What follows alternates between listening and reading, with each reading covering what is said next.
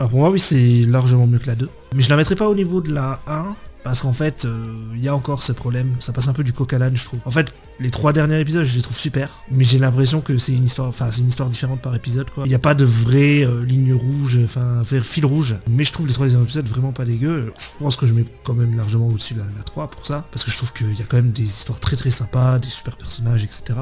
Après, oui, le problème, comme je dis, c'est que ça passe un peu trop du coq à l'âne. Et puis, il y a toujours ce problème de l'animation. Il n'y a pas d'amélioration, je trouve, au niveau de l'amélioration, c'est la même chose. Ouais, bah je te rejoins. Je pense qu'elle est meilleure que la 2, au final, cette saison Invincible. Et c'est vrai qu'il y a énormément, en tout cas, il y a des problèmes que j'ai relevés dans cette saison qui étaient déjà là dans la saison d'avant, mais qui m'ont beaucoup plus sauté aux yeux, peut-être à force d'accumulation. Donc en fait, j'aurais peut-être beaucoup plus de choses à dire en négatif que la saison 2, mais elle est quand même bien mieux, enfin bien mieux. En tout cas, elle est meilleure que la saison 2 à mes yeux. Elle est beaucoup moins foutraque, du moins au début. Et je trouve qu'elle se tient beaucoup mieux. Je trouve qu'il y a